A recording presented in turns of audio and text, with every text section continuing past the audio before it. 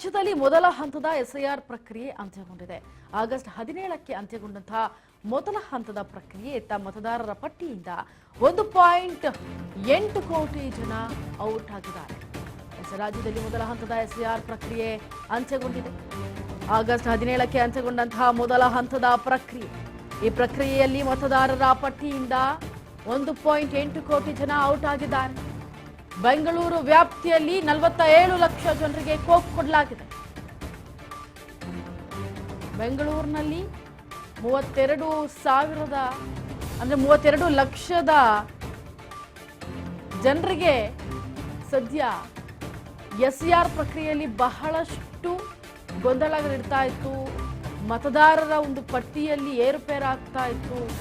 ಹಾಗಾಗಿ ಈ ಮತವನ್ನ ಹಾಕೋರ್ನ ಈ ಪಟ್ಟಿಯನ್ನ ಪರಿಷ್ಕರಿಸಬೇಕು ಅಂತ ಹೇಳಿ ಅದನ್ನ ಯಾವಾಗ ಬೆಂಗಳೂರಿನಲ್ಲಿ ಎಲ್ಲಾ ಕಡೆ ರಾಜ್ಯದಲ್ಲಿ ಎಸ್ಐಆರ್ ಪ್ರಕ್ರಿಯೆ ಶುರು ಆಗುತ್ತೆ, ಹಂತ ಹಂತವಾಗಿ ಎಸ್ಐಆರ್ ಪ್ರಕ್ರಿಯೆ ಮೊದಲ ಹಂತ ಸದ್ಯ ಅಂತ್ಯಗೊಳ್ಳುತ್ತೆ. ಇದಾದ ನಂತರ ಬೆಂಗಳೂರು ವ್ಯಾಪ್ತಿಯಲ್ಲಿ 47 ಲಕ್ಷ ಜನರಿಗೆ ಕೋಕ್ ಕೊಡಲಾಗಿದೆ. ಮತದಾರರ ಪಟ್ಟಿಯಿಂದ 1.8 ಕೋಟಿ ಜನ ಔಟ್ ಆಗಿವೆ. ರಾಜ್ಯದಲ್ಲಿ ಮೊದಲ ಹಂತದ ಎಸ್ಐಆರ್ ಪ್ರಕ್ರಿಯೆ ಅಂತ್ಯಗೊಂಡಿರುವ ಹಿನ್ನೆಲೆಯಲ್ಲಿ ಬೆಂಗಳೂರು ವ್ಯಾಪ್ತಿಯಲ್ಲಿ ಇರುವಂತಹ 47 ಲಕ್ಷ ಜನರಿಗೆ ಕೋಕ್ ಕೊಟ್ಟರು.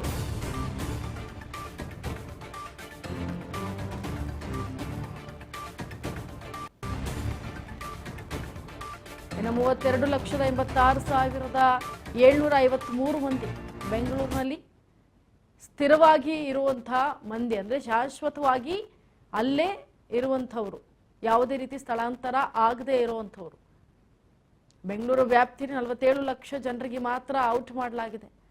ಎಸ್ಐಆರ್ ಪ್ರಕ್ರಿಯೆಯಲ್ಲಿ ಅಷ್ಟೆಲ್ಲ ತನಿಖೆ ಮಾಡಿದ ನಂತರ 47 ಲಕ್ಷ ಜನ ಬೆಂಗಳೂರಿನಿಂದ ಕೋಕ್ ಆಗಿರೋದು. ಮತದಾರರ ಪಟ್ಟಿಯಿಂದ ಬರೋಬ್ಬರಿ 1.8 ಕೋಟಿ ಜನನ ಔಟ್ ಮಾಡಿದ್ದಾರೆ. ಅಂತೂ ಇಂತೂ ರಾಜ್ಯದಲ್ಲಿ ಮೊದಲ ಹಂತದ ಎಸ್ಐಆರ್ ಪ್ರಕ್ರಿಯೆ ಅಂತ್ಯಗೊಂಡಿರುವ ಹಿನ್ನೆಲೆಯಲ್ಲಿ ಮತದಾರರ ಪಟ್ಟಿಯಿಂದ 1 ಕೋಟಿ ಜನ ಔಟ್ ಆಗಿರೋದು. ಜೊತೆಗೆ ಆಗಸ್ಟ್ 17ಕ್ಕೆ ಅಂತ್ಯಗೊಂಡಂತ ಈ ಮೊದಲ ಹಂತದ ಪ್ರಕ್ರಿಯೆಯಲ್ಲಿ ಇಷ್ಟೆಲ್ಲ ಮಾಹಿತಿಗಳನ್ನ ಕೊಟ್ಟಿದ್ದಾರೆ. ಎಸ್ಐಆರ್ ಪ್ರಕ್ರಿಯೆ ಮುಗಿಸಿದ ನಂತರ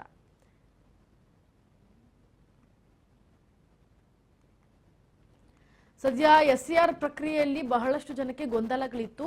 ಯಾವ ಕಾರಣಕ್ಕೆ ಎಸ್ಐಆರ್ ಮಾಡ್ತಿದ್ದಾರೆ, ಜೊತೆಗೆ ಎಸ್ಐಆರ್ ಅನ್ನ ಯಾವ ರೀತಿ ಫಾರ್ಮ್ಗಳನ್ನ ಫಿಲ್ ಮಾಡಬೇಕು ಅಂತ ಹೇಳಿ.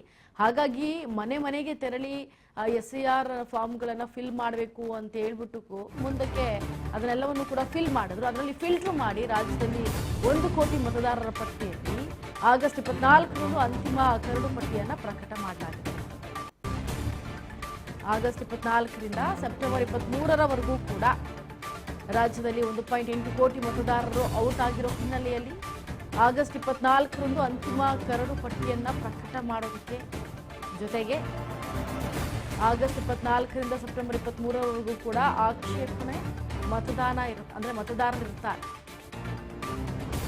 ಹಾಗಾಗಿ ಅಂತಿಮ ಕರಡು ಪಟ್ಟಿಯನ್ನ ಪ್ರಕಟ ಮಾಡೋದಕ್ಕೆ ಆಗಸ್ಟ್ 24ರಂದು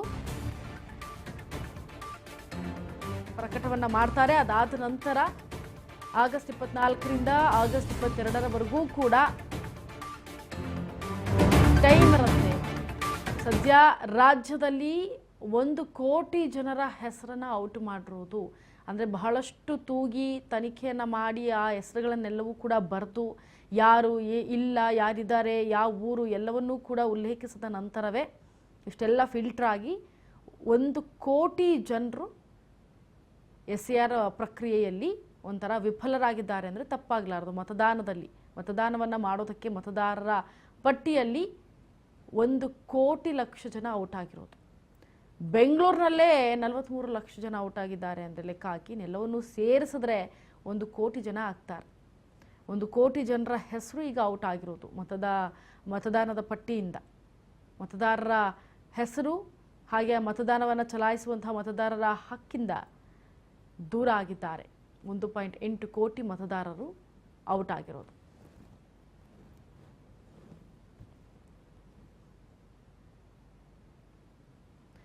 ಸದ್ಯ ರಾಜ್ಯದಲ್ಲಿ SIR ಪ್ರಕ್ರಿಯೆ ಬರ್ತಾ ಇದ್ದಂತೆ ಹಲವಾರು ಗೊಂದಲಗಳು ಸೃಷ್ಟಿಯಾಯಿತು. ಆ ಎಲ್ಲವೂ ಕೂಡ SIR ಪ್ರಕ್ರಿಯೆಯಲ್ಲಿ ಮನೆ ಮನೆಗೆ BLOಗಳು ತೆರಳಿ ಆ ಎಲ್ಲವನ್ನು ಮಾಹಿತಿಗಳನ್ನು ಕಲೆ ಹಾಕಿ ಫಿಲ್ಟರ್ ಮಾಡಿದ ನಂತರ ಇಷ್ಟೆಲ್ಲ ಮಾಹಿತಿ ಸದ್ಯ ಹೊರಬಿದ್ದಿರೋದು SIR ಪ್ರಕ್ರಿಯೆಯಲ್ಲಿ. ಇನ್ನು ಆಗಸ್ಟ್ 24ರಿಂದ ಸೆಪ್ಟೆಂಬರ್ 23ರವರೆಗೂ ಕೂಡ ಆಕ್ಷೇಪಣೆಗೆ ಅವಕಾಶವನ್ನು ಕೊಡಲಾಗುತ್ತೆ. ಹಾಗೆ ಆಗಸ್ಟ್ 24ರಿಂದ ಆಗಸ್ಟ್ 22ರವರೆಗೂ ಕೂಡ ಆಕ್ಷೇಪಣೆ ವಿಲೇವಾರಿ ಕೂಡ ಮಾಡಲಾಗುತ್ತೆ. ಹಾಗಾಗಿ ರಾಜ್ಯದಲ್ಲಿ ಇರುವಂತಹ 1.8 ಕೋಟಿ ಮತದಾರರು ಔಟ್ ಆಗಿರೋದು. ನಮ್ಮ ಬೆಂಗಳೂರಿನಲ್ಲೇ 43 ಲಕ್ಷ ಜನ ಏನೋ ಔಟ್ ಆಗಿದ್ದಾರೆ.